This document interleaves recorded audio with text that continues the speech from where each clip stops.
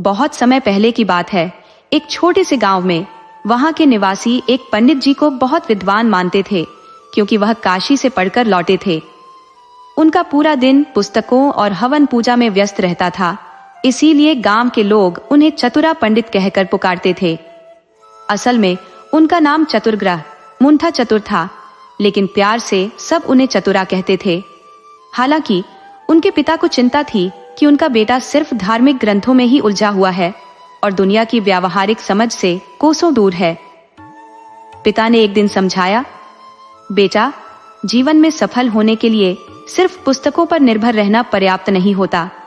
इंसान को अपने युवावस्था में समाज के बीच रहकर दुनियादारी समझनी चाहिए। लेकिन चतुरा पंडित को ये बातें समझ नहीं आती थी। वे तो अपने ग्रंथों और पुस्तकों में ही डूबे रहते। ये देखकर उनके पिता काफी चिंतित थे कि अगर उनका बेटा इसी तरह धर्म कर्म में उलझा रहा तो जीवन की असलियत से अनजान रह जाएगा। उन्होंने अपनी पत्नी से विचार विमर्श किया और अपनी चिंता साझा की। तब दोनों ने मिलकर यह निर्णय लिया कि चतुरा को कुछ समय के लिए ससुराल भेजा जाए, ताकि वहां से पत्नी को लाने के बाद गृहस्थ जीवन की जिम्मेदारियों का बोझ उस पर पड़े और वह जीवन की व्यावहारिकता को समझ सके। उस शाम चतुरा पंडित की मां ने उन्हें समझाया, बेटा, अब तुम पढ़ लिख गए हो, पूजा पाठ करने लगे हो, अब समय आ गया है कि तुम अपनी गृहस्थी शुरू करो। हमने तुम्हारी शादी बचपन में ही कर दी थी और तुम्हारी पत्नी अब अपने पिता के घर रह रही है। तुम ससुराल जाओ और उसे विदा कराकर घर ले आओ। माँ की बातों को सुनकर चतुरा पंडित तैयार हो गए। उन्होंने अपनी पुस्तकों और पोथियों की पोटली बांधी और खुशी खुशी ससुराल की ओर चल दिए। जब वह ससुराल पहुंचे तो सास ससुर ने उनका बहुत आदर सत्कार किया। चतुरा पंडित कुछ दिन ससुराल में ही रुके और दामाद होने के नाते उन्हें हर रोज स्वादिष्ट पकवान परोसे गए। चूंकि वह बचपन के बाद पहली बार ससुराल आए थे और अब युवा हो चुके थे, इसलिए सभी उनकी सेवा में जुटे रहे। हालांकि चतुरा पंडित की आदतें जरा भी नहीं बदली थी। वह शाम को गांव के बाहर एक मंदिर पर जाते, जहां वह अपने ग्रंथों का पाठ करते और अंधेरा होते ही घर लौट आते। एक दिन की घटना है। चतुरा पंडित जब मंदिर से लौट रहे थे, उन्होंने देखा कि गांव के बाहरी छोर पर एक खंडहर हवेली के सामने 10-12 गधे खड़े थे, जो जोर जोर से रेंग रहे थे। चतुरा पंडित ने अपनी पुस्तकें निकाली और गधों से जुड़े शगुन अपशगुन का अध्ययन किया। वह पढ़ते हुए इस निष्कर्ष पर पहुंचे कि इस प्रकार गधों का इकट्ठा होना अशुभ संकेत है। उन्होंने सोचा कि यदि यह अपशकुन गांव वालों तक पहुंचा तो अनहोनी हो सकती है, इसलिए उन्होंने इन गधों को इकट्ठा कर हवेली के अंदर बंद कर दिया। यह हवेली बेहद पुरानी और जर्जर हो चुकी थी और उसका दरवाजा बस एक धक्के में खुल गया। चतुरा पंडित ने सभी गधों को अंदर बांधकर बाहर से दरवाजा बंद कर दिया। इधर रात होते ही धोबी, जिसके ये गद्दे थे, चिंतित हो गया, क्योंकि उसके गद्दे घर वापस नहीं लौटे। वह रात भर तालाब, जंगल और गांव के कोने कोने में अपने गधों को ढूंढता रहा, पर कहीं कोई सुराग नहीं मिला। धोबी की परेशानी देखकर गांव के एक व्यक्ति ने उसे सुझाव दिया कि गांव के दामाद चतुरा पंडित अत्यंत विद्वान है, वह उनके पास जाए और उनसे इस मामले में परामर्श ले। धोबी सीधे चतुरा पंडित के पास पहुंचा और अपनी समस्या सुनाई। धोबी की बात सुनकर चतुरा पंडित को उसी रात की घटना याद आ गई। उन्होंने अपनी पोथी खोली और धोबी से कहा, तुम्हारे गधे उस सूनी हवेली में बंद है।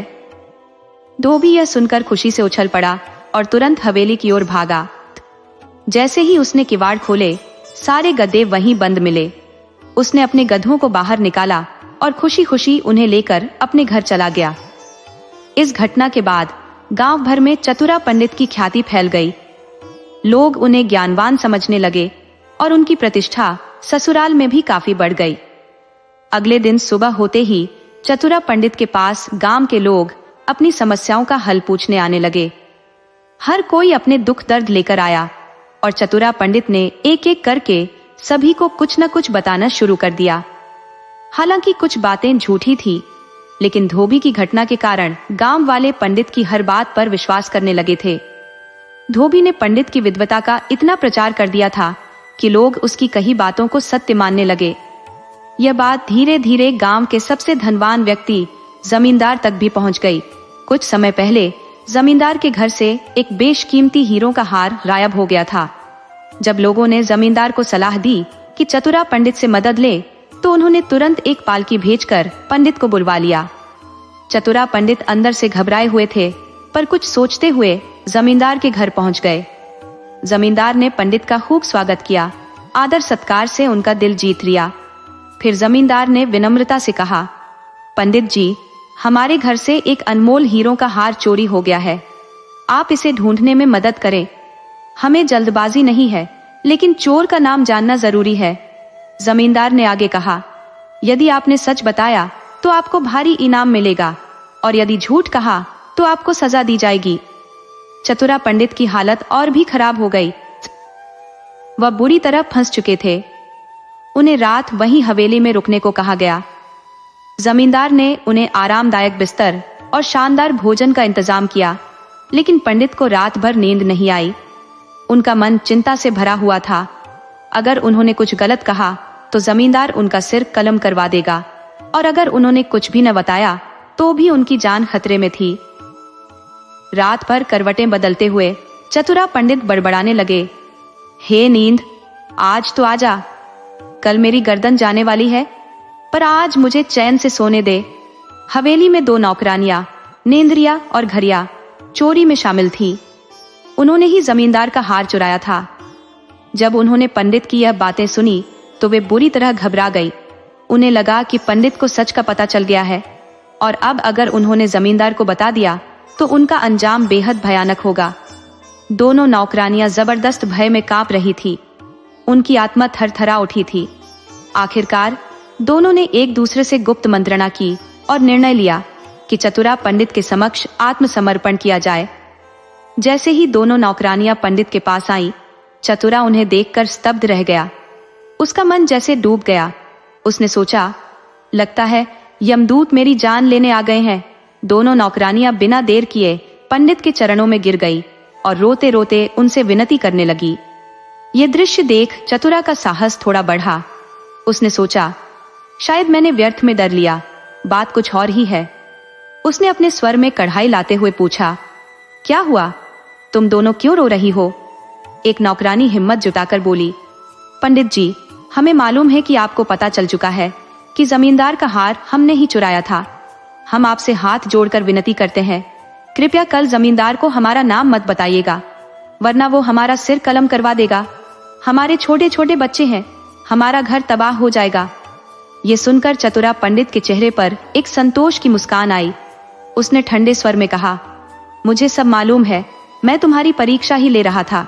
अब जैसा मैं कहूंगा तुम वैसा ही करोगी। पंडित की बात सुनकर दोनों नौकरानियों ने उसके चरण पकड़ लिए और कहा, हम आपकी हर बात मानने को तैयार हैं, बस हमें बचा लीजिए। कल जमींदार को हमारा नाम मत बताइए। चतुरा पंडित ने आश्वासन देते हुए कहा, ठीक है, लेकिन पहले वह हार ले आओ। अगर बचना चाहती हो तो वह हार तुरंत लाओ। भयभीत नौकरानियां तुरंत दौड़ कर गई और वहां से हार उठा लाई जहां उन्होंने उसे छिपाया था। चतुरा पंडित ने गहरी सोच में डूबते हुए विचार किया कि अब क्या किया जाए। उसने नौकरानियों से कहा, मेरी सलाह मानो, ये हार हवेली के आंगन में बने तुलसी के गमले में गहरा दबा दो और निश्चिंत होकर अपने काम में लग जाओ। नौकरानियों ने ब्राह्मण की बात मानते हुए हार को गमले की मिट्टी में दबा दिया और अपने काम पर लौट गईं। चतुरा पंडित खिड़की से झांकते हुए यह सब देख रहा था और फिर वह अपने बिस्तर पर आराम से सो गया। वह इतनी गहरी नींद में था कि काफी देर तक सोता रहा। जब वह जागा तो जमींदार उसकी प्रतीक्षा कर रहा था। जमींदार के नौकरों ने कहा, जमींदार आपको बहुत देर से बुला रहे हैं। चतुरा ने कहा, ठीक है, मैं स्नान ध्यान करके आता हूं। फिर अपनी पोथी लेकर जमींदार के पास गया और पोथी पढ़ने का नाटक करने लगा। कुछ देर बाद उसने जमींदार से पूछा, क्या आपके घर में कोई तुलसी का पौधा है? जमींदार ने जवाब दिया, हाँ जरूर है। पंडित ने बड़ी चतुराई से कहा, तो हार उसी गमले में दबा हुआ है।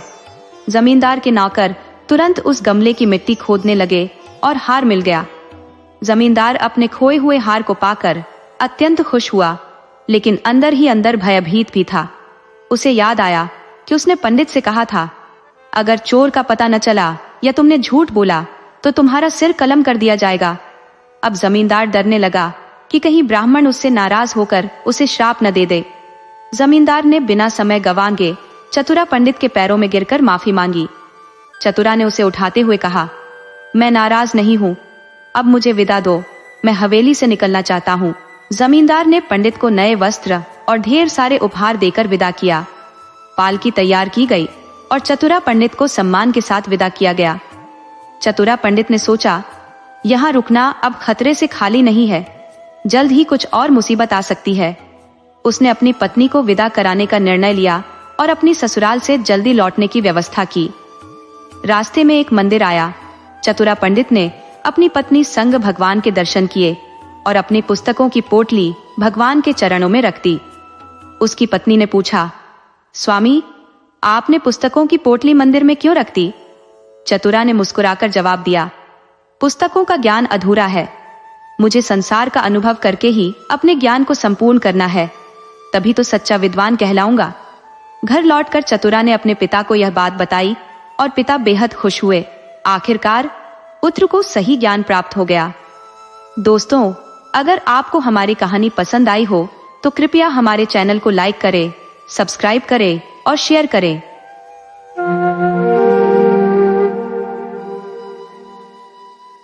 पुराने जमाने की बात है। धर्मपुर नाम के एक गांव में कर्मवीर नाम का एक सुनार रहता था। उसका काम सिर्फ सोना बेचना ही नहीं, बल्कि अगर किसी जरूरतमंद को जरूरत पड़ती तो वह अपना सोना उसके पास गिरवी रखकर उन्हें ब्याज पर पैसे भी दे देता था। एक दिन की बात है, मयूर नाम का एक आदमी सुनार के पास आया और कहने लगा, सेठ जी नमस्कार, मेरा नाम मयूर है, मुझे अपने घर के खर्च के लिए कुछ धन की आवश्यकता है। मुझे मालूम हुआ है कि आप सोना गिरवी रखकर ब्याज पर पैसे देते हैं, इसीलिए मैं आपके पास आया हूँ। सुनार ने कहा, तुमने बिल्कुल ठीक सुना है, मैं कर्ज के रूप में धन दे दूंगा, लेकिन तुम्हारी कोई भी कीमती वस्तु मेरे पास गिरवी रखनी होगी। बताओ, तुम्हारे पास ऐसी कोई वस्तु है? मयूर बोला, सेठ जी, मुझे यह बात पता है, इसीलिए मैं अपने साथ अपने पुश्तैनी गहनों में से एक सुंदर हार लेकर आया हूँ। आप इसे अपने पास गिरवी रख लीजिए और मुझे धन दे दीजिए। ठीक है, दिखाओ तुम अपना पुश्तैनी हार, सुनार ने कहा। इसके बाद सुनार ने मयूर से वह गहने लेकर उनकी जांच करने लगा। जब उसे इस बात की तसल्ली हो गई कि गहने असली सोने के बने हुए हैं, तो सेठ ने मयूर को कर्ज के रूप में कुछ धन दे दिया और फिर कहने लगा, देखो मयूर, वैसे तो मैं इतनी आसानी से किसी को धन नहीं देता, लेकिन तुम्हें देखकर लगता है कि तुम सचमुच किसी मुसीबत में हो, बस इसीलिए मैंने यह हार गिरवी रखकर तुम्हें पैसे दे दिए हैं। अब जब भी तुम्हारे पास कर्ज चुकाने लायक पैसे हो तो तुम ब्याज समेत मेरी रकम वापस करके अपने गहने ले जा सकते हो, तब तक ये गहने मेरे पास ही पड़े रहेंगे। ठीक है सेठ जी, आपने मेरी जो मदद की उसके लिए आपका बहुत बहुत धन्यवाद। आपकी रकम आपको जल्द से जल्द मैं वापस कर दूंगा और अपने गहने ले जाऊंगा। अब मुझे आज्ञा दीजिए, मैं चलता हूँ, मयूर ने कहा और फिर सेठ के पास अपने गहने गिरवी रखकर और कर्ज की रकम लेकर वहां से चला गया। कुछ दिनों के बाद जब मयूर के हाथ में धन आ जाता है तो वह सुनार के पास अपने गहने वापस लेने के लिए उसकी दुकान पर गया। उसे देखकर सुनार कहने लगा, अरे मयूर, कैसे हो? सब ठीक चल रहा है? मुझे लग रहा है कि तुम मेरा कर्ज वापस करने के लिए आए हो।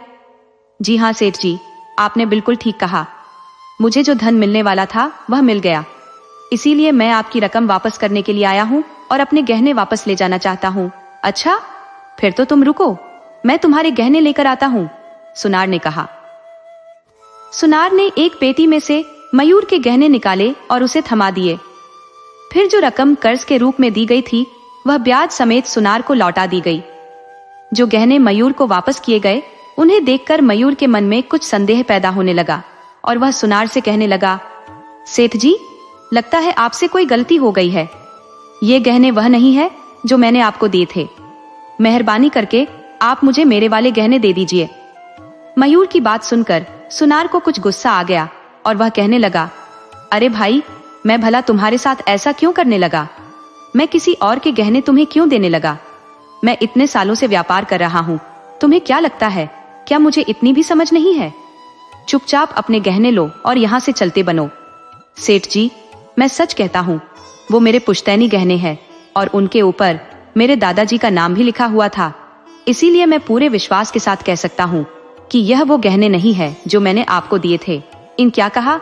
गहनों के ऊपर तुम्हारे दादाजी का नाम लिखा हुआ था, लेकिन तुमने यह बात मुझे नहीं बताई। देखो, तुमने यही गहने मुझे देकर पैसे उधार लिए थे। जैसे तुम बता रहे हो वैसा कोई भी गहना मेरे पास नहीं है। एक तो तुम्हें मुसीबत में देखकर तुम पर तरस खाकर मैंने तुम्हें कर्ज दिया और तुम मुझ पर ही दोष लगा रहे हो। इस तरह से वह सुनार मयूर पर चिल्लाने लगा और उसे वहां से जाने पर मजबूर कर दिया। मयूर बड़े ही दुखी मन से दुकान से निकलता है। रास्ते में वह एक दूसरे सुनार की दुकान में गया और कर्मवीर सुनार ने जो गहने उसे दिए थे उन्हें दिखाकर कहने लगा, मैंने एक सुनार से यह गहने लिए हैं। क्या आप इनकी जांच करके मुझे बता सकते हैं कि इन गहनों की क्या कीमत है? हाँ हाँ, क्यों नहीं, मैं जरूर बता सकता हूँ। लाओ, दिखाओ तो वो गहने। दूसरे सुनार ने कहा। मयूर ने वो जेवर उस जौहरी को दे दिए। गहनों को अच्छी तरह से जांचने के बाद वह जौहरी कहने लगा, बेटा, ये गहने तुम्हें जिसने भी दिए हैं उसने तुम्हें धोखा दिया है, क्योंकि यह गहने सोने के नहीं है, बल्कि यह तो नकली गहने हैं।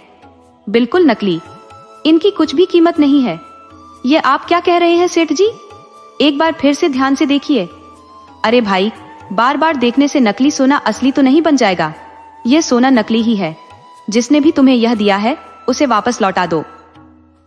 जौहरी के ऐसा कहने पर मयूर को अब सारी बात समझ में आने लगी थी और उसे कर्मवीर सुनार पर बहुत ही गुस्सा आ रहा था, क्योंकि उसने मयूर के असली गहने चुराकर नकली गहने उसे थमा दिए थे। मयूर उसी समय नगर के राजा के दरबार में हाजिर होता है। उसने कर्मवीर सुनार की शिकायत महाराज से करते हुए कहा, महाराज, मेरा नाम मयूर है और मैं एक मजबूरी के कारण अपने दादाजी के पुश्तैनी गहने कर्मवीर नाम के एक सुनार के पास गिरवी रखकर उससे कुछ धन कर्ज के रूप में लिया था। इसके बाद मयूर ने अपनी सारी आपबीती राजा को बता दी। महाराज ने उसी समय कर्मवीर सुनार को अपने दरबार में बुलाया और फिर उससे प्रश्न किया, कर्मवीर, यहाँ पर जो नौजवान तुम्हारी शिकायत लेकर आया है, तुम्हें इसके बारे में क्या कहना है? कर्मवीर ने कहा, महाराज, न जाने कितने ही लोग अपने मुश्किल समय में गहने गिरवी रखकर मुझसे कर्ज ले जाते हैं, लेकिन इस नौजवान के अलावा आज तक किसी ने मुझसे ऐसे बात नहीं की। महाराज, जब उन लोगों के पास पैसे आ जाते हैं तो वे अपना कर्ज चुकाकर अपने गहने वापस ले जाते हैं। आप ही बताइए महाराज, अगर मुझे छल कपट ही करना होता तो मैं केवल इस व्यक्ति के साथ ही क्यों करता? महाराज कहने लगे, तुम जो कह रहे हो वह बात भी ठीक है। और फिर महाराज ने मयूर से कहा, मयूर, इस व्यापारी ने तुम्हारे साथ छल किया है। क्या तुम्हारे पास इस बात का कोई सबूत या कोई गवाह है? मयूर कहने लगा, महाराज, जो गहने मैंने इन्हें दिए थे उन पर मेरे दादाजी का नाम लिखा हुआ था और वह शुद्ध सोने के थे, लेकिन कर्जा चुकाने के बाद इन्होंने मुझे नकली गहने दे दिए। जब मैंने वह गहने दूसरे जौहरी के पास जांच करवाए तो उस जौहरी ने मुझे बताया कि वह गहने नकली थे। उन पर मेरे दादाजी का नाम भी नहीं लिखा हुआ था। अब आप ही बताइए महाराज, इसके अलावा और क्या सबूत दे सकता हूँ? महाराज ने सुनार से पूछा, तो कर्मवीर, जैसा मयूर ने कहा है, क्या इसके गहनों पर इसके दादाजी का नाम लिखा हुआ था? क्या यह सच है? सुनार कहने लगा, मुझे इसके बारे में कुछ भी नहीं मालूम। गहने देते समय इसने ऐसी कोई बात भी नहीं की थी और ना ही मैंने इस बात पर ध्यान दिया था। ऐसा लगता है कि इसी ने नकली गहने गिरवी रखकर मुझसे पैसे लिए थे, क्योंकि मैंने वही गहने वापस लौटाए हैं जो इसने मुझे दिए थे। मैंने इसके साथ कोई छल नहीं किया महाराज, बल्कि उल्टा इसी ने मेरे साथ विश्वासघात किया है। नकली सोना देकर इसने मुझसे कर्ज लिया। महाराज ने कहा, तुम दोनों की बातें सुनकर मुझे किसी पर भी विश्वास नहीं हो रहा, लेकिन मयूर ने जो गहने गिरवी रखे थे वह असली हैं या नकली, इस बात का कोई भी प्रमाण नहीं है। इसीलिए तुम दोनों यहाँ से जा सकते हो। परिस्थितियों को देखते हुए महाराज ने बिना कोई फैसला लिए उन दोनों को वहां से जाने का आदेश दिया। महाराज की बात सुनकर सुनार तो बहुत ही खुश था और वह अपने घर की तरफ चल दिया, लेकिन मयूर अपने असली गहने खो देने के कारण बहुत ही दुखी मन से वहां से गया। उन दोनों के जाने के बाद महाराज ने अपने एक मंत्री को अपने पास बुलाया और कहने लगे, मंत्री जी, आज मैंने दरबार में इन दोनों लोगों का मामला सुना।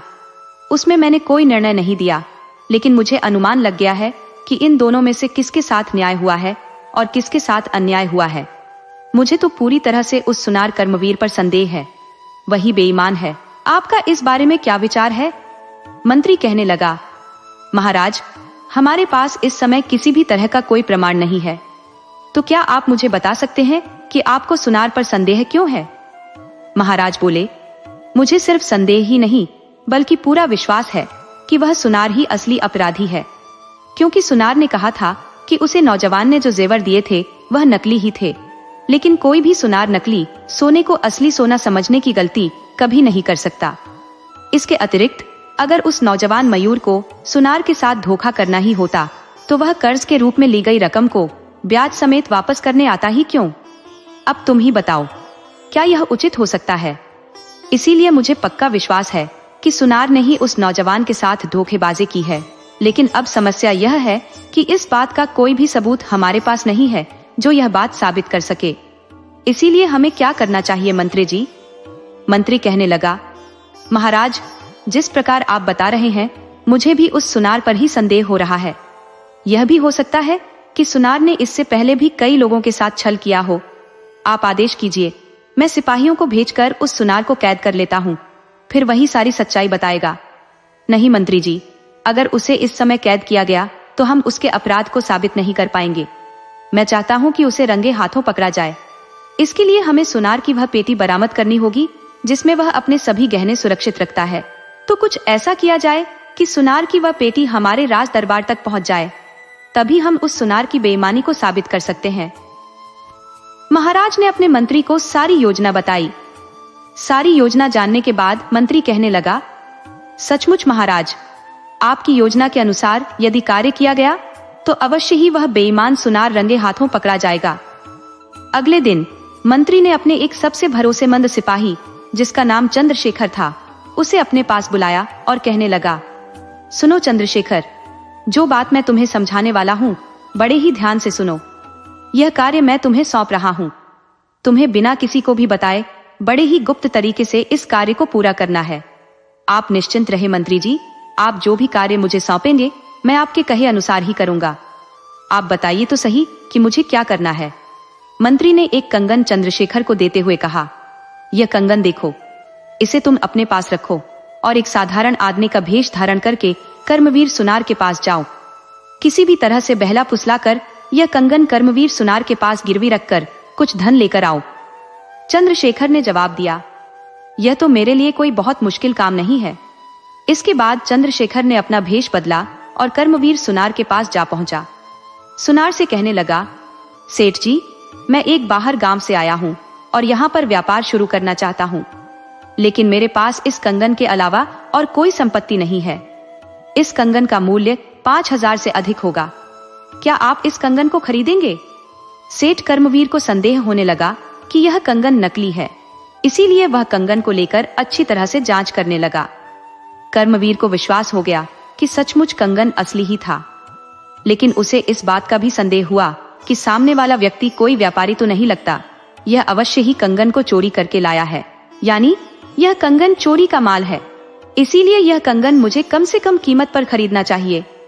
यह सोचकर कर्मवीर कहने लगा, भाई, मैंने इस कंगन की जांच कर ली है, लेकिन जितना तुम बता रहे हो यह कंगन उतना भी कीमती नहीं है।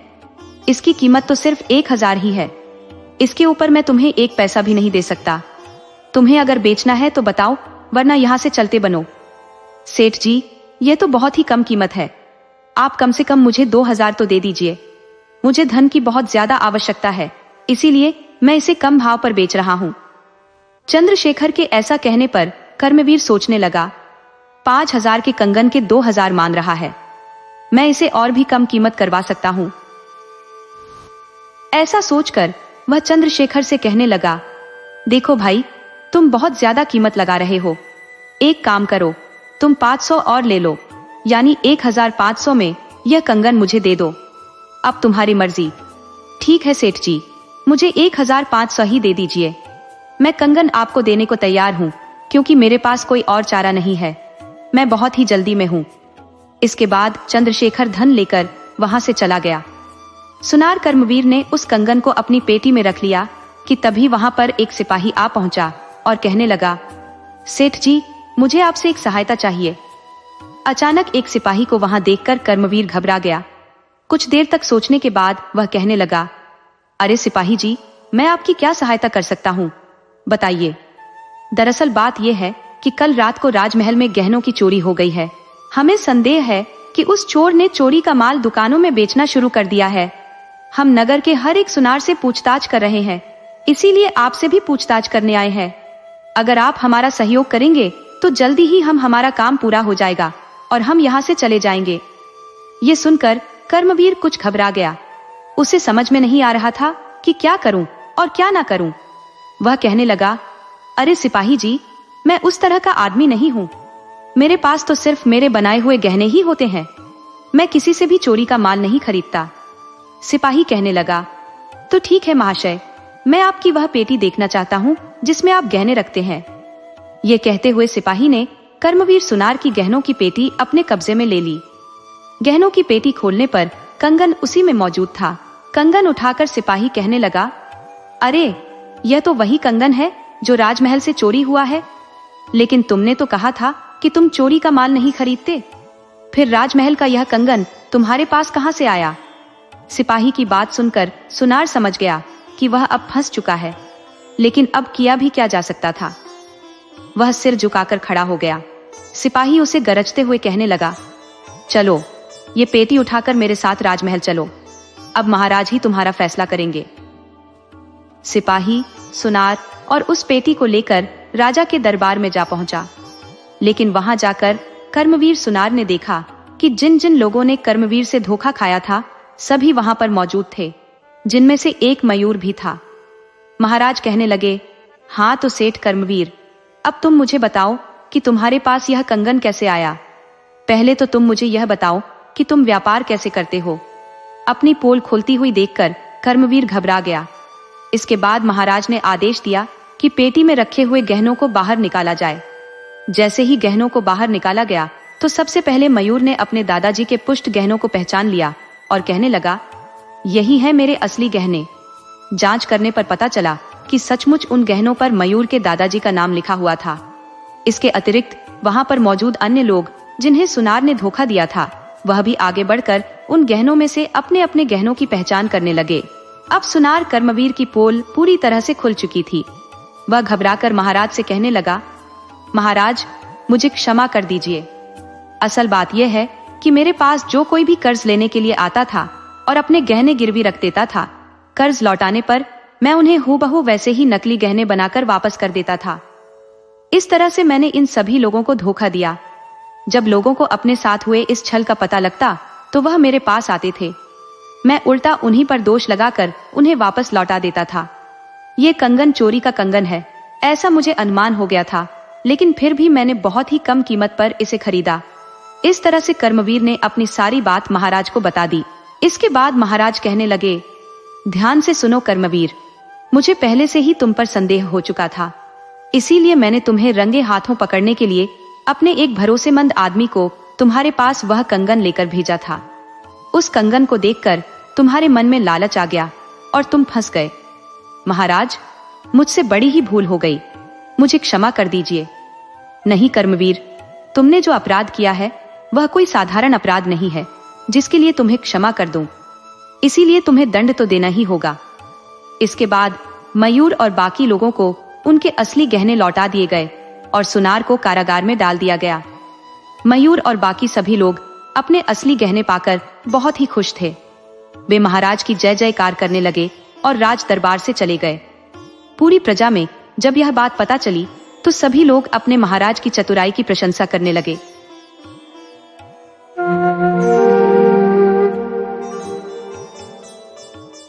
बहुत समय पूर्व की कथा है। मईपुर नामक एक राज्य था जिसका शासक दिग्विजय कहलाता था। राजा की एक रानी और 4 वर्षीय पुत्र था जिसे राजा अत्यधिक स्नेह करता था। उस पुत्र का नाम सहदेव था। राजा ने अपने पुत्र की हर संभव सुविधा का ध्यान रखा और उसकी परवरिश में किसी भी प्रकार की कमी नहीं आने दी। रानी और पुत्र के प्रति राजा का प्रेम अपार था। एक दिन अचानक रानी की तबीयत बिगड़ गई और वह गंभीर रूप से बीमार पड़ गई। समय के साथ रानी की तबीयत निरंतर बिगड़ती गई। राजा ने अपने राजवैद्य और देश विदेश के अनेक वैद्यों को बुलवाया, किंतु रानी का स्वास्थ्य सुधर नहीं पाया। अंततः रानी को यह आभास हो गया कि उसका अंतिम समय निकट है, उसने राजा को अपने पास बुलाकर कहा, राजा साहब, मुझे वचन दो कि मेरी मृत्यु के बाद तुम दूसरा विवाह नहीं करोगे।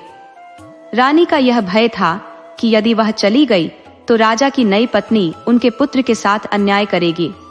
राजा ने वचन दिया और रानी का निधन हो गया। इस घटना के कुछ वर्षों बाद राजा अपने कार्यों में व्यस्त हो गया और अपने वचन को भूल गया। राजा के मंत्री और रिश्तेदारों ने कहा कि रानी के बिना राजमहल सूना सूना लगता है, इसलिए उसे पुनः विवाह करना चाहिए। मंत्रियों और परिवार के आग्रह पर राजा ने दूसरा विवाह कर लिया। सहदेव, जो अब युवा हो चुका था, देखने में बहुत ही आकर्षक और हष्टपुष्ट था। वह युद्ध, कला और ज्ञान में निपुण हो गया था। राजा के विवाह के कुछ समय बाद रानी ने एक पुत्री को जन्म दिया। राजा ने सहदेव को बुलाकर कहा, तुम महल जाओ और अपनी बहन का नामकरण करके आओ। जब सहदेव अपनी सौतेली माँ के महल में पहुंचा तो उसने जो दृश्य देखा उससे वह चकित रह गया। उसकी सौतेली माँ तबला बजाते हुए गा रही थी और उसकी 4 दिन की बहन नाच रही थी। जैसे ही माँ बेटी ने सहदेव को देखा, माँ ने गाना बंद कर दिया और बेटी माँ की गोद में जा लेती। यह सब देखकर सहदेव वहां से तुरंत वापस चला गया और अपने कार्यों में व्यस्त हो गया। 2 दिन बाद राजा दिग्विजय ने सहदेव को बुलाकर पूछा, क्या तुमने अपनी बहन का शुभ नामकरण किया? सहदेव ने उत्तर दिया, पिताश्री, मुझे क्षमा करें, मैं राज कार्य में इतना व्यस्त हो गया कि मैं अपनी बहन का नामकरण नहीं कर पाया। राजा ने कहा, अभी जाओ और अपनी बहन का नाम रखकर आओ। सहदेव पुनः अपनी सौतेली माँ के महल में गया, लेकिन वही दृश्य फिर से सामने आया। उसकी माँ तबला बजा रही थी, गा रही थी और उसकी छोटी बहन नाच रही थी। यह देखकर उसकी माँ ने फिर से गाना बंद कर दिया। सहदेव ने त्वरित रूप से महल से बाहर निकलकर अपने पिता से कहा, पिताजी, या तो मैं इस महल में रहूंगा या मेरी बहन और मेरी सौतेली माँ रहेंगी। राजा ने चकित होकर पूछा, बेटा, ऐसा क्या कारण है कि तुम ऐसा कह रहे हो? सहदेव ने कहा, पिताजी, मैं अभी इसका कारण नहीं बता सकता। यदि मैं अभी कारण बताऊंगा तो आप मेरी बात पर विश्वास नहीं करेंगे। राजा ने सहदेव की बात को गंभीरता से लिया, परंतु वह उसकी चुप्पी को लेकर चिंतित था। सहदेव ने ठान लिया था कि वह अपनी बहन की सुरक्षा के लिए किसी भी हद तक जाएगा। सब बीच सहदेव ने अपने मन में एक योजना बनाई। वह जानता था कि उसे अपनी माँ की असलियत को उजागर करना होगा ताकि राजा उसके साथ अन्याय न करे। उसने अपने पिता से कहा, पिताजी, मुझे आपके साथ कुछ समय चाहिए। मुझे आपसे अपनी भावनाएं साझा करनी है। राजा ने कहा, बिल्कुल बेटे, तुम मुझसे क्या कहना चाहते हो? सहदेव ने गहरी सांस लेते हुए कहा, पिताजी, मेरी माँ की छवि अब आपके नए विवाह में धुंधली हो गई है। मुझे भय है कि वह हमें कभी नहीं भूल पाएगी। मुझे विश्वास नहीं हो रहा कि वह सच्ची है। राजा ने सहदेव के विचारों पर ध्यान दिया और उसकी आंखों में चिंता देखी। सहदेव ने आगे कहा, यदि हम अपनी बहन की रक्षा नहीं करेंगे तो हम एक बड़ी समस्या में फंस सकते हैं। राजा ने सहदेव की बातों को गंभीरता से लिया और उसने विचार किया कि उसे अपनी पत्नी की असलियत जानने के लिए कोई कदम उठाना चाहिए। क्या दिग्विजय अपने बेटे की चिंताओं को समझ पाएगा? क्या सहदेव अपनी बहन की रक्षा कर पाएगा? यह प्रश्न उनके मन में गूंज रहा था और समय ने अपनी चाल चलनी शुरू कर दी थी। राजा ने सहदेव से पूछा, तुम्हें चुनना होगा। क्या तुम उन माँ बेटी को अपने साथ रखना चाहोगे या फिर अपने पुत्र को? सहदेव को यह सवाल सुनकर गहरा क्रोध आया। उन्होंने कड़े स्वर में कहा, पुत्र, ये कैसे निर्णय है? 4-5 दिन की बच्ची और उसकी माँ को मैं इस स्थिति में कैसे छोड़ सकता हूँ? वो नवजात है, बिना माँ के एक पल भी नहीं रह सकती और उसकी माँ अभी अभी जच्चा बनी है। उसने अभी ही पुत्री को जन्म दिया है, तो ऐसी हालत में मैं उन्हें नहीं छोड़ सकता। तुम अब जवान हो, युद्ध कला और शिक्षा में निपुण हो, कहीं भी रह सकते हो। मैं उन्हें नहीं निकालूंगा, तुम चाहे जहां चले जाओ। सहदेव ने अपने पिता का राज्य छोड़ने का निश्चय किया। राज्य छोड़ने से पहले वह अपने 4 मित्रों से मिलने गया। चारों मित्रों ने सहदेव की बात सुनी और बिना किसी हिचकिचाहट के उसके साथ चलने का निर्णय लिया। उन्होंने कहा, हम 5 साथ रहेंगे, चाहे किसी भी राज्य में क्यों न रहना पड़े। ये चारों मित्र बहुत गहरे और वफादार थे। उनका आपसी प्रेम इतना गहरा था कि जब भी वे भोजन करते तो एक ही थाली में खाते और हर बार खाना 5 हिस्सों में बांट लेते। 4 हिस्से अपने मित्रों के लिए छोड़ देते थे। अब ये पांचों मित्र अपने अपने घोड़ों पर सवार होकर राज्य से बाहर निकल पड़े। राज्य की सीमाओं को पार करने के बाद वे किसी दूसरे राज्य में पहुंच गए। वहां उन्हें कुछ साधुओं के पैरों के निशान दिखाई दिए। सहदेव ने पूछा, यह किसके निशान है? साधुओं ने बताया कि 100 साल पहले उनके गुरु यहाँ से गुजरे थे और वे उनके पद चिन्हों की तलाश कर रहे हैं। यह सुनकर सहदेव के मन में विचार आया कि इतनी उच्च कला है, इसे सीखना चाहिए। उन्होंने अपने एक मित्र को वहीं छोड़ दिया ताकि वह साधुओं से यह कला सीख सके। मित्र ने वचन दिया कि वह कला सीखने के बाद सहदेव से फिर से मिलेगा। अब शेष 4 मित्र आगे बढ़ चले। थोड़ी दूर जाने के बाद वे एक पंचायत के पास पहुंचे, जहां लोग एक गर्भवती महिला के बारे में चर्चा कर रहे थे। सहदेव ने पूछा, यहाँ क्या हो रहा है? उन्हें बताया गया कि यह एक अनोखी कला है, जिसके माध्यम से गर्भवती महिला के चेहरे को देखकर उसके गर्भ में पल रहे बच्चे के पिता की पहचान की जा सकती है। सहदेव ने अपने एक और मित्र को इस कला को सीखने के लिए वहां छोड़ दिया। वह मित्र भी वचन देकर गया कि कला सीखने के बाद वह सहदेव से फिर से मिलेगा। अब 3 मित्र बचे थे। वे आगे की यात्रा पर निकल पड़े। कुछ दूरी पर उन्होंने देखा कि कुछ लोग किसी मृत व्यक्ति की अस्थियां जोड़ रहे हैं। सहदेव ने पूछा, यहाँ क्या हो रहा है? उन्हें बताया गया कि वे लोग मृत व्यक्ति को पुनर्जीवित करने का प्रयास कर रहे हैं। सहदेव ने अपने एक और मित्र को इस कला को सीखने के लिए वहां छोड़ दिया। वह मित्र भी वचन देकर गया कि कला सीखने के बाद वह सहदेव से फिर से मिलेगा।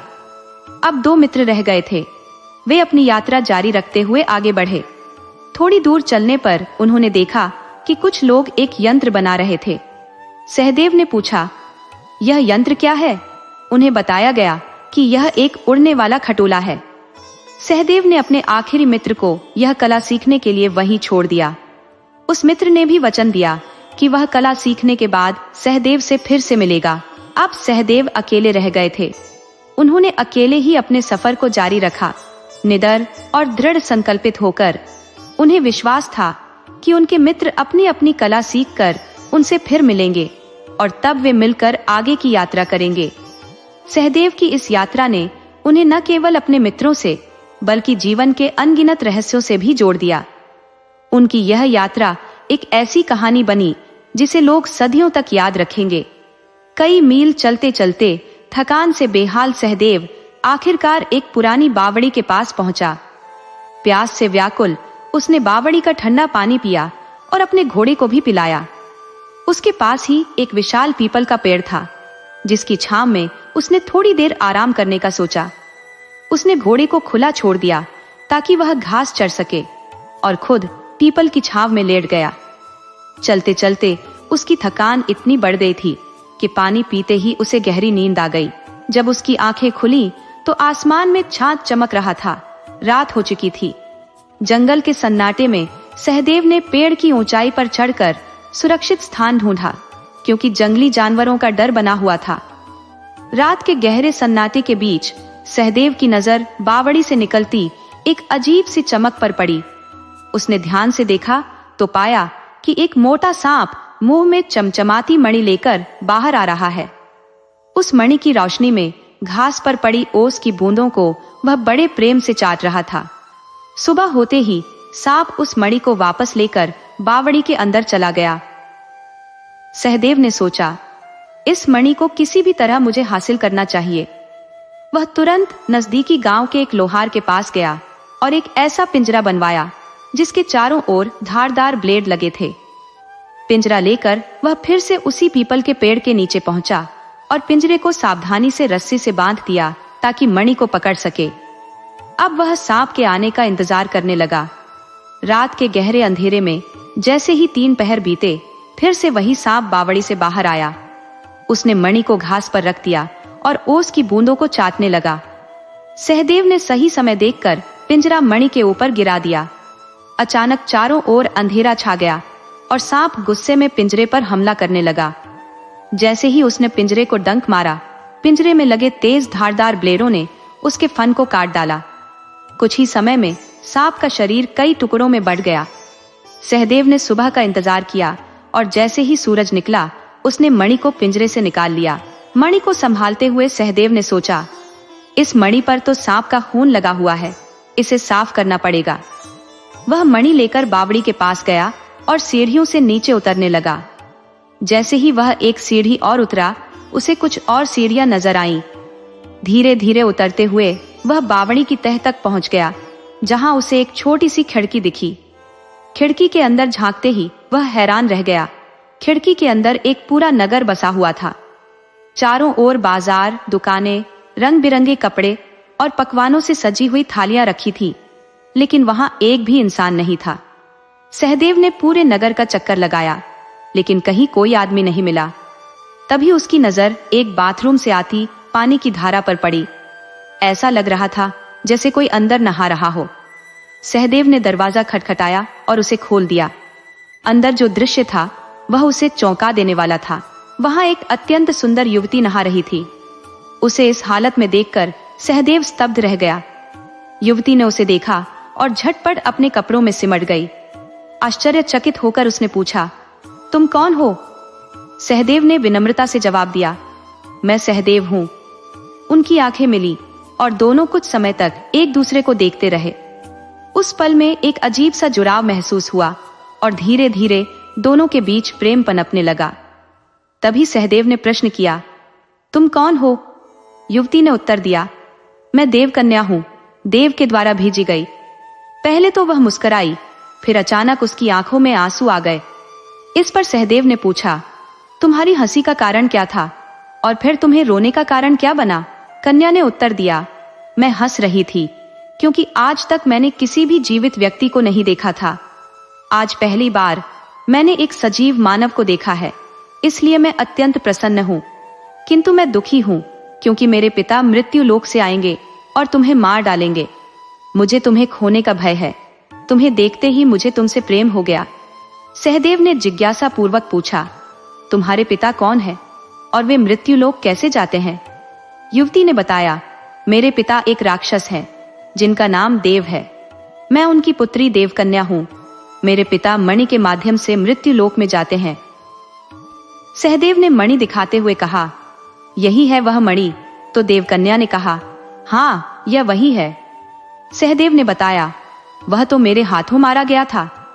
सहदेव की सुंदरता ने देवकन्या को मोहित कर लिया, लेकिन पिता की मृत्यु के दुख में वह विलाप करने लगी। सहदेव ने उसे सांत्वना देते हुए कहा, मैं तुमसे क्षमा चाहता हूं, और उसे आश्रय देने लगा। इसके बाद देवकन्या नगर में सहदेव के साथ रहने लगी। सहदेव मन ही मन देवकन्या से प्रेम करता था, किंतु इस डर से कि उसके पिता का हत्यारा प्रेम नहीं कर सकता, वह अपनी भावनाओं को दबाए रखा। एक दिन देवकन्या ने कहा, मैंने कभी मृत्यु लोक नहीं देखा, मुझे वहां जाने की इच्छा है। सहदेव ने मणि के सहारे उसे उसी खिड़की तक पहुंचाया और दोनों ने मिलकर उस खिड़की से बाहर आने का प्रयास किया। अब सहदेव ने देवकन्या को मृत्यु लोक में घुमाना शुरू किया। शाम के समय जब वे वापस लौटने लगे, अचानक देवकन्या का पैर मुड़ गया। इस पर सहदेव ने उसे अपनी गोद में उठाया और उसी खिड़की से वापस उसी माया नगरी में लौट आया। इसके बाद सहदेव ने देवकन्या के पैर का उपचार किया। वे दोनों अपने कक्ष में सोने लगे। अचानक रात में सहदेव को देवकन्या के रोने की आवाज सुनाई दी। वह तुरंत उसके कमरे में पहुंचा और देखा कि देवकन्या अपने पैर की ओर इशारा कर रही थी। सहदेव ने उसके पैर की मालिश शुरू की और कुछ ही देर में उसका दर्द ठीक हो गया। तभी सहदेव अपने कमरे की ओर जाने लगा, लेकिन देवकन्या ने उसे रोककर कहा, मेरे पास रुक जाओ। उसने सहदेव से निवेदन किया कि वह उसके पास सोए। इसी दौरान सहदेव ने देवकन्या के समक्ष अपने प्रेम प्रस्ताव को रखा और विवाह करने की इच्छा जताई। देवकन्या ने सहदेव का प्रस्ताव स्वीकार कर लिया और उन्होंने विवाह कर लिया। उन दोनों ने एक दूसरे के प्रति मरने और जीने की कस्में खाईं। समय बीतने के बाद देवकन्या ने पुनः मृत्यु लोक में घूमने की इच्छा व्यक्त की। सहदेव ने कहा, यदि तुम चाहती हो तो हम वहां जा सकते हैं, लेकिन तुम जानती हो वहां तुम्हारे पिता का खौफ भी है। देवकन्या ने कहा, मैं अपने पिता से डरती नहीं, मुझे तुम्हारे साथ रहना है। सहदेव ने एक गहरी सांस ली और कहा, ठीक है, चलो, मैं तुम्हें वहां ले चलूंगा। उन दोनों ने फिर से मणि की सहायता से उसी खिड़की से बाहर निकलने का प्रयास किया। देवकन्या ने सहदेव को थाम लिया और वे दोनों मिलकर उस अद्भुत यात्रा पर निकल पड़े। जैसे ही वे मृत्यु लोक में पहुंचे, देवकन्या की आंखें चमक उठी। देखो, यहाँ तो सब कुछ अद्भुत है, उसने कहा। सहदेव ने कहा, हाँ, पर हमें सतर्क रहना होगा। किसी भी क्षण देव आ सकता था, लेकिन देवकन्या के साहस ने सहदेव को भी प्रेरित किया। क्या वे इस यात्रा में सुरक्षित रहेंगे या देव का सामना करना पड़ेगा? समय ने अपनी कहानी बुनना शुरू कर दिया था। वे दोनों फिर से मृत्युलोक उसी बावड़ी के रास्ते से लौटते हैं और टहलने लगते हैं। इतने में वहां एक लकड़हारा आता है। उन्हें देखकर देवकन्या और सहदेव दोनों बावड़ी की तरफ भागते हैं। भागते हुए देवकन्या की जूती वहीं छूट जाती है और लकड़हारा उन्हें बावड़ी में उतरते हुए देख लेता है। वह जब बावड़ी के पास जाकर देखता है तो वहां कोई नहीं होता और वह चकित हो जाता है। सोचता है, ये लोग आखिर कहां गायब हो गए? जूती को देखकर लकड़हारा चकित रह जाता है, क्योंकि वह बेहद सुंदर और बेशकीमती दिखती है। वह जूती उठाकर अपने घर ले जाता है और अपनी पत्नी को दे देता है। उसकी पत्नी उस नगर की रानी की दासी थी। वह जूती को देखकर तुरंत रानी के पास जाती है और उसे दिखाती है। रानी उस जूती को देखकर मोहित हो जाती है और राजा से वैसी ही जूती की इच्छा जताती है। वह कहती है, राजा साहब, मुझे बिल्कुल ऐसी ही जूती चाहिए और जब तक मुझे उसकी जोड़ी की जूती नहीं मिल जाती, मैं अन्न जल ग्रहण नहीं करूंगी। राजा अब उस लकड़हारे को बुलाता है और पूरी घटना सुनता है। इसके बाद वह अपने सैनिकों और गुप्तचरों को आदेश देता है कि जो कोई भी उस जूती की जोड़ी लेकर आएगा, उसे मुंहमांगा इनाम मिलेगा। एक चालाक दासी यह कार्य करने के लिए तैयार हो जाती है। वह राजा से कहती है, महाराज, मैं बावड़ी के पास रात दिन पहरा दूंगी। आप अपनी पूरी सेना को आसपास छुपा दें और जब मैं जोर से चीखूं तब पूरी सेना वहां आ जाए। राजा दासी की योजना से सहमत हो जाता है और अपनी पूरी सेना को बावड़ी के पास छुपाने का आदेश दे देता है। दासी भी योजना के अनुसार बावड़ी के पास घूमने और वहीं रहने लगती है। एक दिन बाद देवकन्या सहदेव से कहती है, चलो मृत्युलोक चलते हैं, हो सकता है कि मेरी जूती वहीं मिल जाए। सहदेव सहमत हो जाता है और वे दोनों मृत्युलोक की ओर प्रस्थान करते हैं। वहां पहुंचकर वे टहलने लगते हैं और दासी भी वहीं घूम रही होती है। दासी ने उन्हें चुपके से देख लिया। जब सहदेव और देवकन्या वापस जाने के लिए तैयार होते हैं तो दासी अचानक उनके पैरों में गिर जाती है और रोने लगती है। वह कहती है, मेरा इस दुनिया में कोई नहीं है, मुझे भी अपने साथ ले चलो। देवकन्या को उस पर दया आ जाती है और वे उसे भी अपने साथ माया नगरी ले जाते हैं। वहां दासी देवकन्या की सेवा करने लगती है और सहदेव उसे अपनी मां का दर्जा देने लगता है। जब दासी को यकीन हो गया कि दोनों पति पत्नी उस पर पूरी तरह विश्वास करने लगे हैं, तब उसने उनसे मृत्युलोक में आने और जाने का रहस्य पूछा। सहदेव ने उसे बताया कि यह मणि है जो उन्हें मृत्युलोक और माया नगरी के बीच यात्रा करने में सक्षम बनाती है। बिना मणि के कोई भी ऐसा नहीं कर सकता। दासी ने चालाकी से सहदेव से कहा, बेटा, इसे मेरे पास रख दो, कहीं ऐसा ना हो कि यह घूमते घूमते तुमसे खो जाए। सहदेव को उसकी बात सही लगी, क्योंकि वह अब उस पर पूरा भरोसा करता था। इसलिए उसने मणि दासी को दे दी। दासी ने मणि को अपने पास छुपा लिया और एक दिन सहदेव जब माया नगरी में घूमने गया तो उसे मौका मिल गया। वह देवकन्या से मृत्युलोक जाने का आग्रह करने लगी। देवकन्या ने सहदेव के बिना जाने से मना कर दिया, लेकिन दासी ने कहा, जब तक सहदेव वापस आएगा हम दोनों मृत्युलोक का एक चक्कर लगाएंगे। और इसी तरह दासी ने धीरे धीरे अपना मकसद पूरा करने की कोशिश शुरू कर दी। राजा की योजना के अनुसार बावड़ी के पास एक सजाई हुई डोली पहले से तैयार रखी गई थी। जब देवकन्या और उसकी दासी बावड़ी से बाहर आई तो उनकी नजर उस खूबसूरत डोली पर पड़ी। दासी खुश होकर बोली, देखो कितनी सुंदर डोली है, चलो इसमें बैठकर देखें। लेकिन देवकन्या को शक हुआ और उसने मना करते हुए कहा, ये कोई षड्यंत्र लगता है, हमें इससे बचना चाहिए। दासी ने उसे समझाते हुए कहा, डरने की क्या जरूरत है, और जबरदस्ती उसका हाथ पकड़कर उसे डोली में बैठा लिया। जैसे ही वे डोली में बैठी, दासी ने जोर से आवाज लगाई और छिपी हुई सेना तुरंत वहां आ गई। उन्होंने देवकन्या और दासी को राजा के सामने पेश किया। राजा ने दासी को इनाम दिया और दासी ने हंसते हुए कहा, लीजिए महाराज, आपकी जूती और उसे पहनने वाली भी आपके सामने पेश है। उसने मणि के बारे में राजा को कुछ नहीं बताया और उसे चुपचाप अपने पास रख लिया। देवकन्या गुस्से में विलाप करने लगी और दासी को श्राप देते हुए बोली, जिस तरह तुमने मां बनकर मुझे धोखा दिया, वैसे ही तुम्हारे साथ भी कभी न कभी धोखा होगा। राजा देवकन्या की सुंदरता देखकर उस पर मोहित हो गया और बोला, अब ये विलाप करने से कुछ हासिल नहीं होगा। बेहतर है कि तुम मुझसे विवाह कर लो, नहीं तो मुझे बलपूर्वक शादी करनी पड़ेगी। देवकन्या ने राजा से 1 साल का समय मांगा और कहा, मुझे 1 साल तक लोगों को खाना खिलाने का व्रत रखना है, इसलिए इस पूरे साल यहाँ के निवासियों को भोजन कराया जाए, फिर मैं आपसे विवाह करने के लिए तैयार हो जाऊंगी। राजा ने इस शर्त को मान लिया। दरअसल सहदेव ने देवकन्या को पहले ही बता दिया था कि उसके 4 मित्र उसे ढूंढते हुए जरूर इस नगर में आएंगे। सहदेव ने यह भी कहा था कि जब वे भोजन करते हैं तो 5 हिस्से बनाते हैं, 1 हिस्सा वे खुद खाते हैं और 4 हिस्से अपने मित्रों के नाम के छोड़ देते हैं। इसी कारण देवकन्या ने राजा से निवासियों को 1 साल तक भोजन कराने की मांग की थी। उसे उम्मीद थी कि सहदेव के मित्र जरूर आएंगे और उन्हें पहचान लेंगे। हर रोज देवकन्या छत पर खड़ी होकर लोगों को खाना खाते देखती, उम्मीद करती कि सहदेव के मित्र आएंगे। उधर सहदेव के 4 मित्रों ने अपनी शिक्षाएं पूरी कर लीं और अपनी अपनी कला में निपुण हो गए। सहदेव का एक मित्र जो पैरों के निशान पहचानने में माहिर था, अपने बाकी मित्रों को इकट्ठा कर सहदेव के पैरों के निशान ढूंढता हुआ उस नगर तक पहुंच गया। 4 मित्र हैरान थे कि सहदेव के पैरों के निशान बावड़ी के पास आकर खत्म हो गए। सोच विचार के बाद वे सभी थकान से पीपल के पेड़ के नीचे बैठ गए। भूख से परेशान वे चारों वहीं बैठे थे। तभी एक नगरवासी ने उन्हें राजा के भंडारे के बारे में बताया। वे चारों भंडारे में गए और जब उन्होंने खाना खाया तो हमेशा की तरह अपने 5 हिस्से बनाए, 1 हिस्सा छोड़कर 4 हिस्से खा लिए। देवकन्या जो छत पर खड़ी थी यह सब देख रही थी। देवकन्या ने सैनिकों से कहा, इन चारों को मेरे पास ले आओ।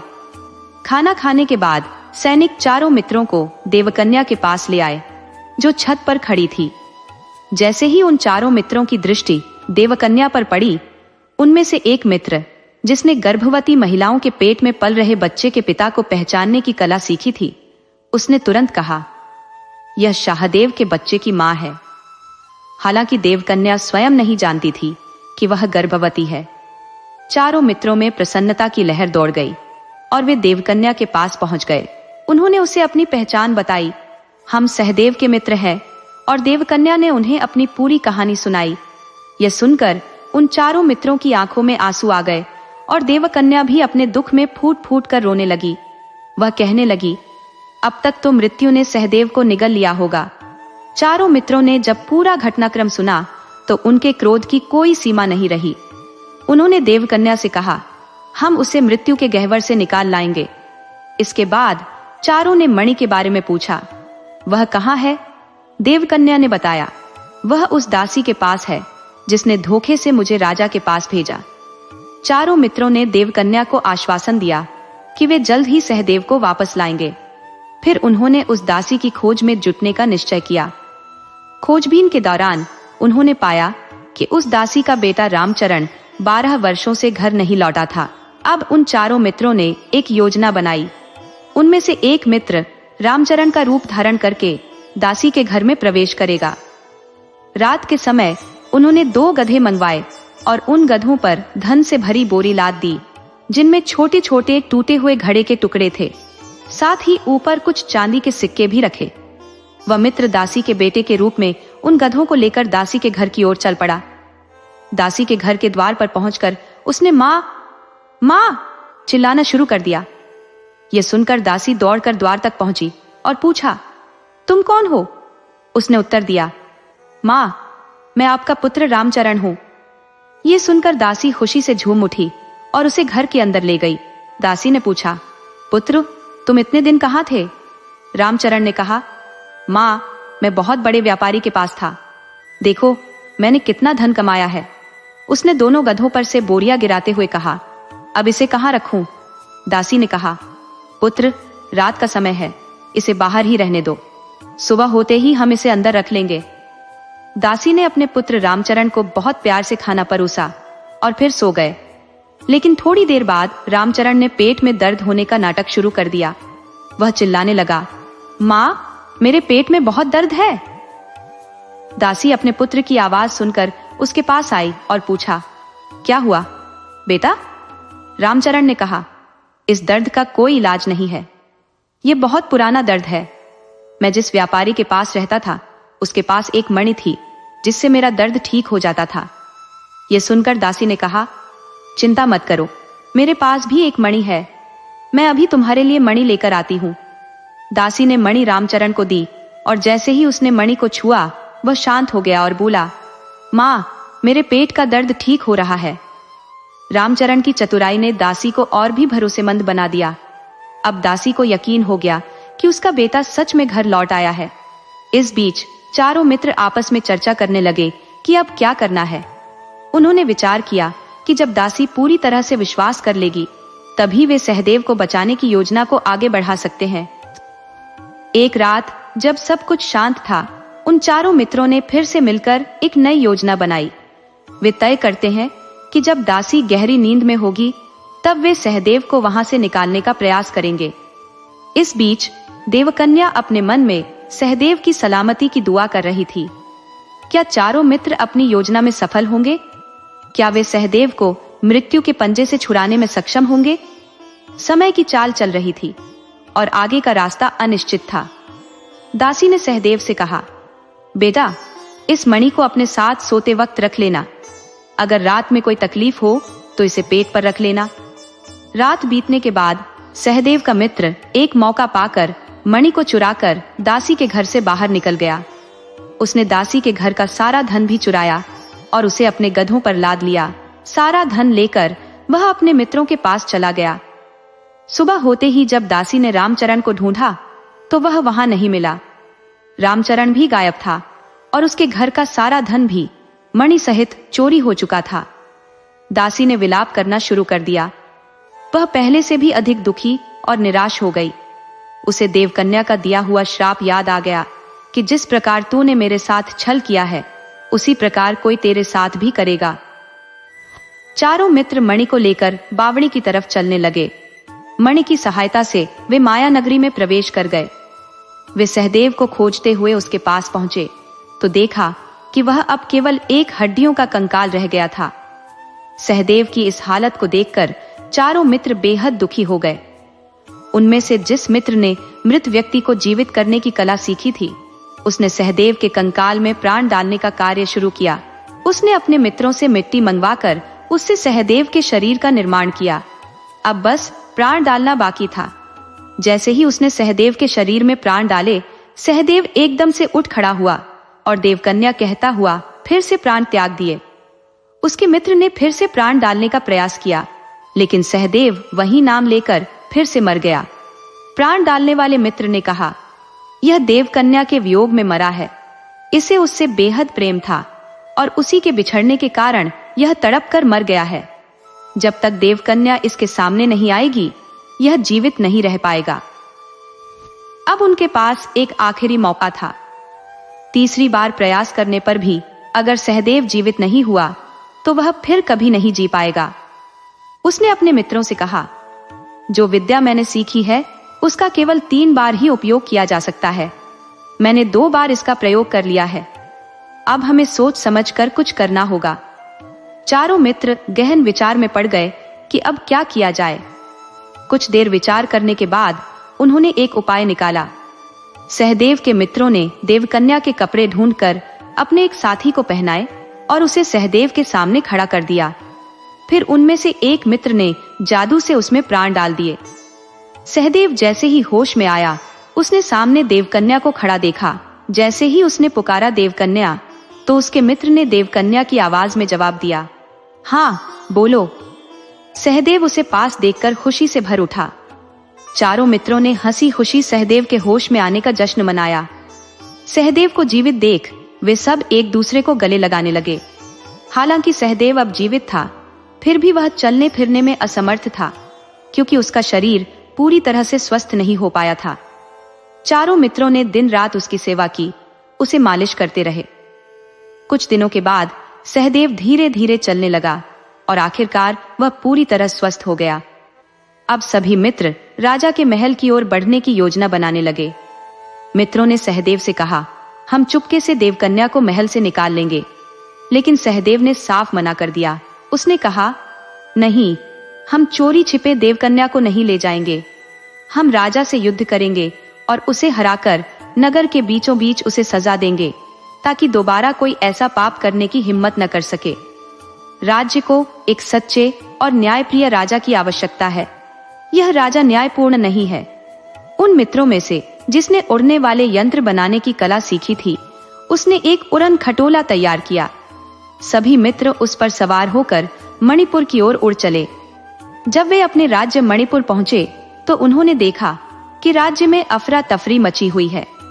राज्य के मंत्री और सामंत अपनी जान बचाने के लिए इधर उधर भाग रहे थे।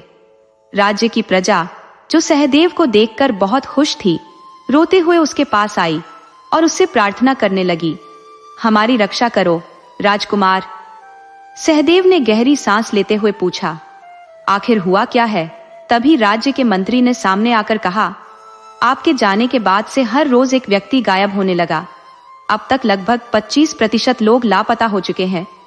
काफी खोजबीन के बाद पता चला कि इसके पीछे कोई डायन और उसकी बेटी का हाथ है, और वो कोई और नहीं, आपकी सौतेली माँ और उसकी बेटी ही है।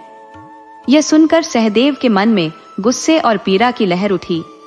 वह सोचने लगा कि उसकी सौतेली माँ और बहन कैसे इतनी निर्दयी हो सकती है। अब उसके सामने एक नया युद्ध खड़ा हो गया था, जो सिर्फ बाहरी दुश्मनों से नहीं, बल्कि उसके परिवार के भीतर से था। जब सैनिकों ने उन्हें पकड़ने का प्रयास किया तो उस जादूगरनी ने अपनी अद्भुत शक्तियों से उन्हें बंदी बना लिया। उसने सहदेव के पिता को भी राजमहल में कैद कर रखा था। सहदेव अपने 4 मित्रों के साथ इस संकट के समय में महल में प्रवेश करता है। जैसे ही वे महल के भीतर कदम रखते हैं, जादूगरनी अपनी शक्तियों का प्रदर्शन करने लगती है। लेकिन चमत्कारी मणि की मौजूदगी के कारण उसकी किसी भी शक्ति का प्रभाव सहदेव और उसके मित्रों पर नहीं पड़ता। सहदेव ने अपनी बुद्धि और साहस का परिचय देते हुए जादूगरनी और उसकी पुत्री को समाप्त कर दिया। इस प्रकार उसने अपने राज्य को पुनः स्थापित किया और अपने पिता को बंदी गृह से मुक्त किया। अपने पिता को सब कुछ बताकर सिंहदेव ने अपने मित्रों से संपूर्ण सेना के लिए उड़न खटोले बनाने का आदेश दिया। उसके मित्रों ने तत्परता से यह कार्य संपन्न किया। सहदेव ने अपने पिता को अपनी यात्रा और देवकन्या के बारे में विस्तार से बताया। इसके पश्चात पिता से अनुमति लेकर वह अपनी सेना के साथ देवकन्या के महल की ओर प्रस्थान करता है। अचानक हुए इस हमले के चलते वहां की सेना अपनी स्थिति को संभाल नहीं पाई। सहदेव ने देवकन्या को राजा के चंगुल से मुक्त कर दिया और राजा को उसके किए गए अपराधों के लिए मृत्युदंड दिया गया। सिंहदेव ने अपने चारों मित्रों को राज्य का शासन सौंप दिया। इसके बाद सहदेव अपनी सेना के साथ अपने राज्य मणिपुर लौट आया और वहां की कार्यभार को संभालने लगा। कुछ समय बाद उसे एक पुत्र की प्राप्ति हुई। सहदेव अपनी पत्नी देवकन्या और पुत्र के साथ सुखद और हर्षित जीवन व्यतीत करने लगा। उसके राज्य में कोई भी व्यक्ति दुखी नहीं था, क्योंकि वह एक दयालु और बुद्धिमान राजा था। सहदेव अपने परिवार और प्रजा के प्रति अत्यंत प्रेम पूर्ण था और उसकी प्रजा अपने राजा से बहुत प्रसन्न थी। राजा ने भी सहदेव का राज्याभिषेक कर दिया, क्योंकि वह अब वृद्ध हो चुके थे और राज कार्य करने में असमर्थ थे। सहदेव के पुत्र के जन्म की खुशी में पूरा नगर सज गया और अनेक प्रकार के उत्सव मनाए गए। नगरवासी हर्षोल्लास के साथ इस अवसर को मनाने लगे और विशाल भोज का आयोजन हुआ।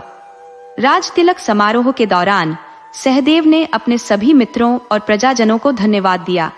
उन्होंने अपने राज्य के विकास और कल्याण के लिए संकल्प लिया। इस प्रकार सहदेव ने अपनी पत्नी और बच्चों के साथ सुखद और समृद्ध जीवन व्यतीत करना आरंभ किया। लेकिन कहानी यही समाप्त नहीं होती। सहदेव के मन में एक विचार आया, क्या और भी महान कार्य किए जा सकते हैं? उन्होंने अपने राज्य के विकास के लिए न केवल युद्ध और विजय पर, बल्कि ज्ञान और संस्कृति पर भी ध्यान केंद्रित करने का निर्णय लिया। वह अपने राजमहल में एक विद्यालय की स्थापना करने लगे, जहां विभिन्न विद्याओं और कलाओं का ज्ञान प्रदान किया जाए। सहदेव के प्रयासों से मणिपुर राज्य एक सांस्कृतिक केंद्र के रूप में उभरा और वहां के लोग एक नई रोशनी में जीने लगे। सहदेव की दयालुता और समझदारी ने उसे न केवल एक महान राजा बना दिया, बल्कि एक प्रेरणादायक नेता भी। उसकी कहानी जन जन तक पहुंच गई और वह हमेशा के लिए एक आदर्श बन गया।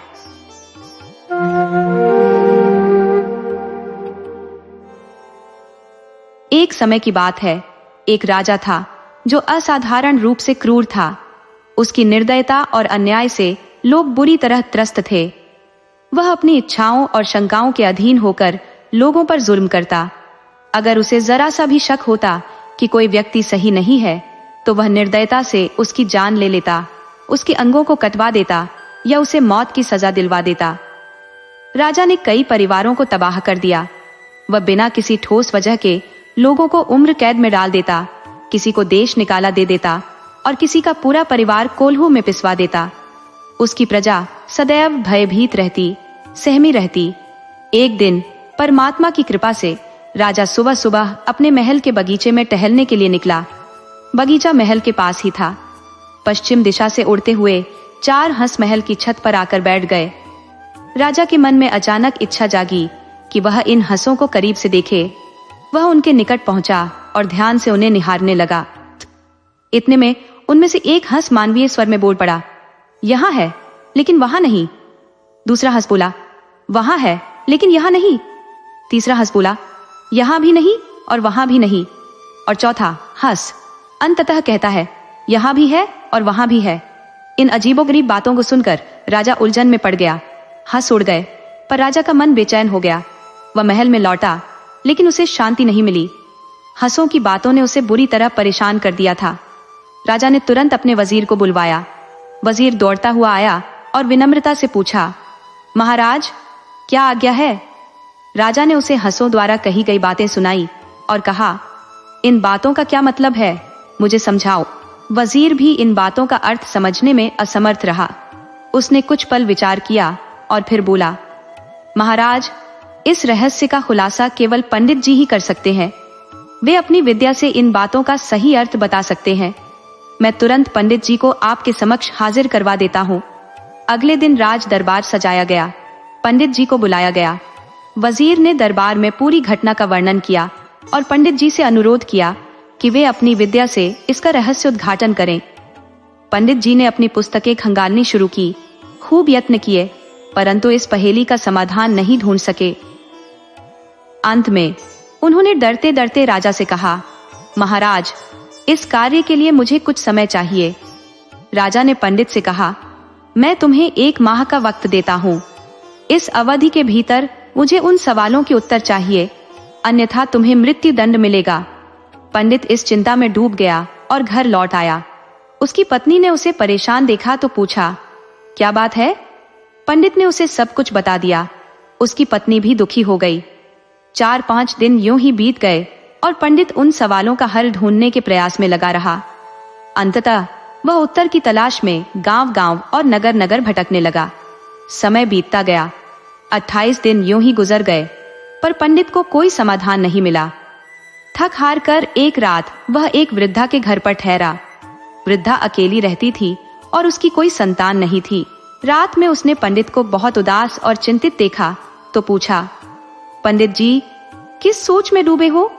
पंडित ने उसे सारी स्थिति बता दी। उसकी बात सुनकर वृद्धा जोर से हंस पड़ी और बोली, अरे पंडित जी, आप ऐसी छोटी सी बात पर परेशान हैं? कल सुबह चलिए मेरे साथ, मैं आपके राजा के सारे सवालों का उत्तर दूंगी। पंडित ने हैरानी से पूछा, क्या सचमुच? क्या तुम्हें उन सवालों के उत्तर मालूम है? वृद्धा ने हंसते हुए कहा, हाँ बिल्कुल, मैं आपसे झूठ क्यों बोलने लगी? अगले दिन पंडित और वृद्धा राजा के पास जाने के लिए निकल पड़े। वृद्धा के घर के पास एक वेश्या रहती थी, उसे भी उसने साथ ले लिया। फिर वे दोनों एक कंजूस सेठ के पास गए। वृद्धा ने सेठ से पूछा, क्या आप हमारे साथ महाराज से मिलने चलेंगे? सेठ भी मान गया। उसी गांव में एक और सेठ रहता था जो अत्यधिक दानी और उदार था। वृद्धा की आग्रह पर वह भी उनके साथ चलने को तैयार हो गया। थोड़ी दूरी पर उन्हें एक साधु दिखाई दिया। दानी सेठ ने साधु को कुछ दान दिया और फिर वृद्धा ने साधु से भी आग्रह किया कि वह उनके साथ राजा के पास चले। साधु भी प्रसन्नता से उनके साथ हो लिया। अब पंडित, वृद्धा, वेश्या, कंजूस सेठ, दानी सेठ और साधु सभी राजा के महल की ओर बढ़े। जब वे दरबार पहुंचे, वहां जनसमूह ऐसा था मानो पूरी प्रजा इकट्ठा हो गई हो। सभी चिंतित थे कि या तो पंडित बच जाएगा या फिर राजा उसे और उसके परिवार को सूली पर चढ़ा देगा। राजा दरबार में आया, सभी ने उसका स्वागत किया।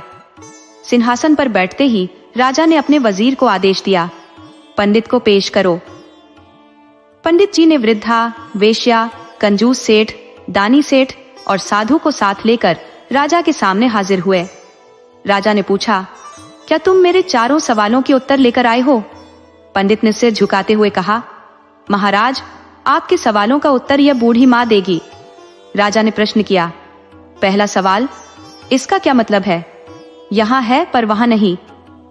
बूढ़ी माँ ने वेश्या की ओर इशारा किया और बोली, महाराज, इसका उत्तर यही वेश्या है। यही अपने बुरे कर्मों के जरिए धन कमाती है, मगर इस धन का लाभ इसे सिर्फ इस संसार में ही मिलेगा। इसके अगले जन्म में इसे अपने कर्मों का फल भुगतना पड़ेगा। इसलिए इसका धन यहाँ है, लेकिन परलोक में नहीं होगा। राजा को जवाब संतोषजनक लगा। फिर राजा ने दूसरा सवाल किया, वहां है पर यहाँ नहीं। बूढ़ी माँ ने साधु को इशारा करते हुए कहा, महाराज, इसका उत्तर यह साधु है। इस साधु ने जीवन भर सांसारिक भोग और धन की ओर ध्यान नहीं दिया। ये भगवान की भक्ति में लीन रहा और सदैव अच्छे कर्म करता रहा। इसका धन इस धरती पर नहीं है, लेकिन अगले जन्म और परलोक में इसके अच्छे कर्मों का फल इसे अवश्य मिलेगा।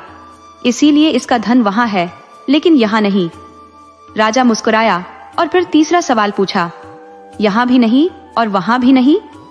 इस बार बूढ़ी माँ ने कंजूस सेठ की ओर संकेत किया और कहा, महाराज, इसका उत्तर यह कंजूस सेठ है।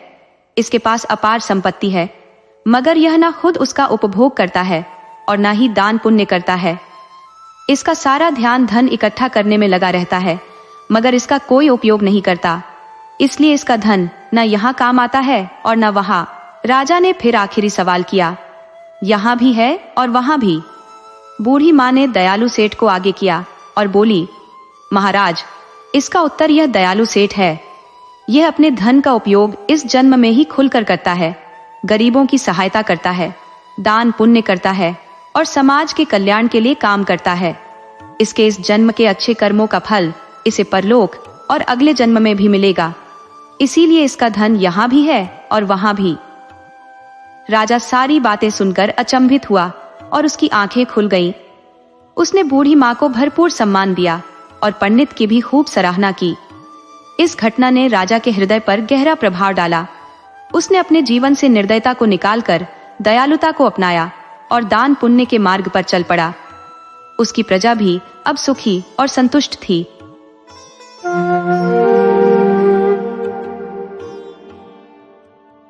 चिरहा और चिड़िया की प्रेम कथा।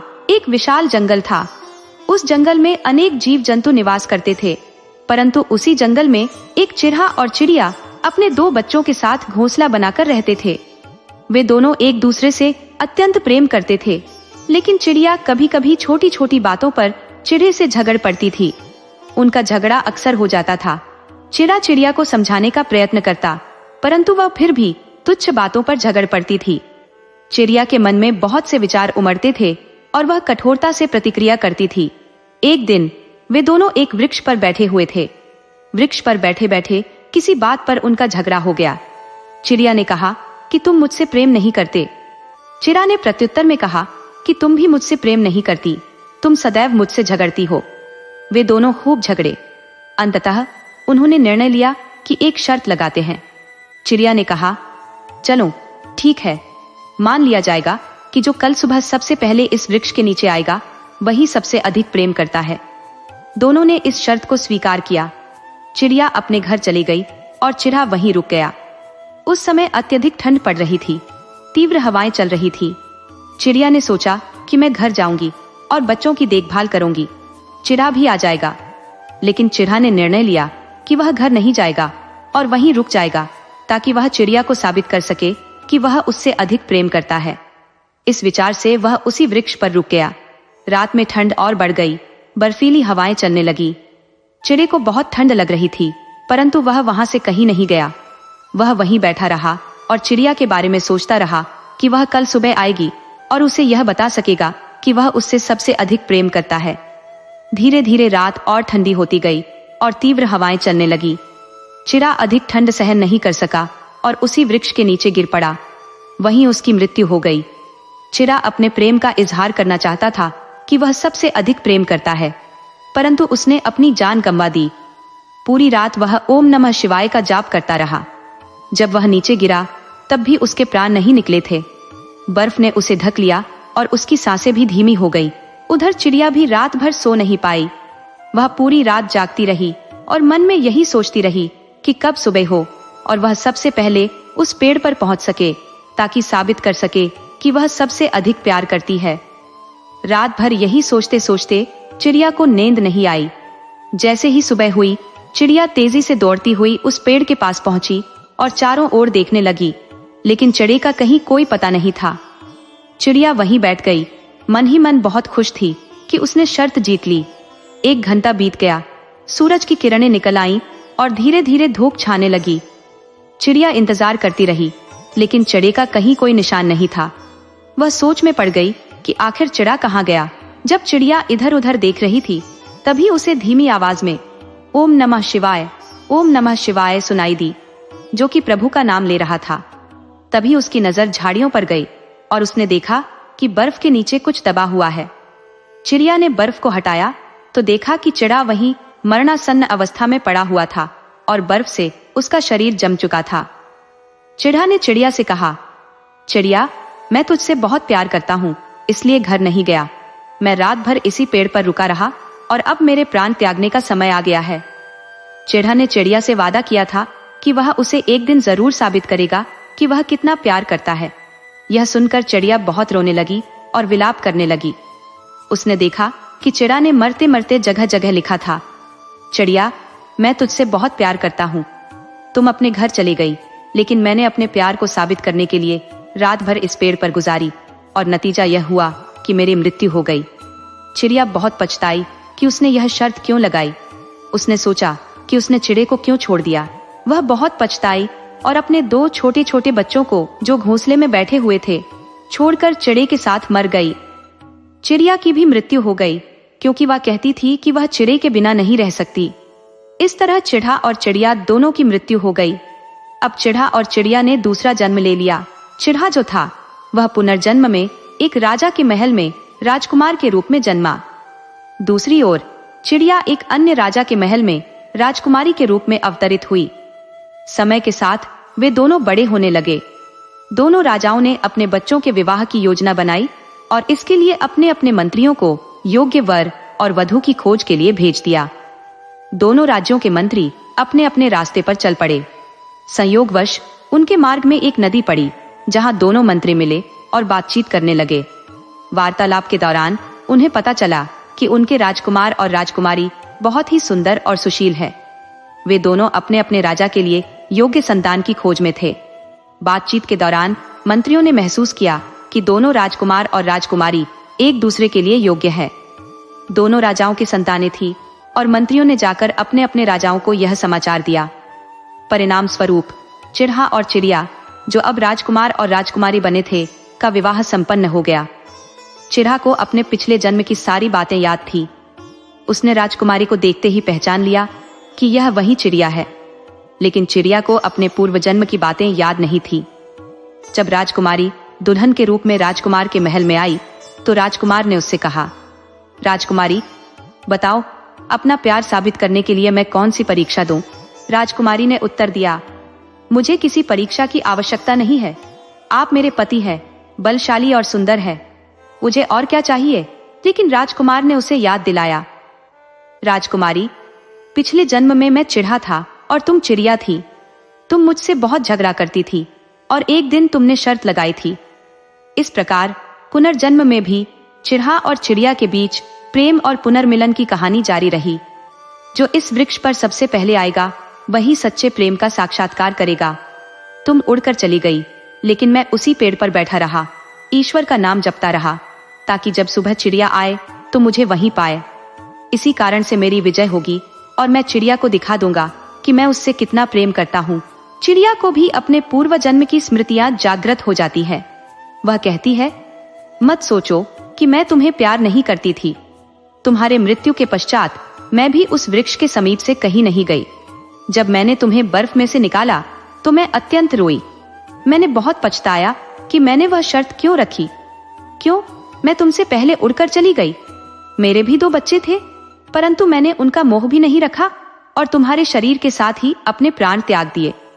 तुमने अपने प्राण त्यागे थे, लेकिन मैंने भी अपने प्राण त्याग दिए। मैंने अपने बच्चों का भी मोह नहीं रखा, भले ही वे उड़ना भी नहीं जानते थे। मुझे तुमसे गहरा प्रेम था।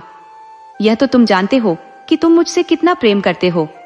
मैं भी तुमसे उतना ही प्रेम करती थी। इस प्रकार दोनों एक दूसरे से मिल जाते हैं और बहुत प्रेम से रहने लगते हैं।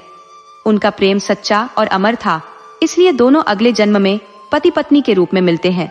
जैसे भोले बाबा और विष्णु भगवान माता लक्ष्मी है, वैसे ही चिड़ा चिड़ी हर जन्म में पति पत्नी रहे। यह कहानी कहने और सुनने वाले सभी पति पत्नियों के जोड़े भी जन्म जन्म साथ रहे।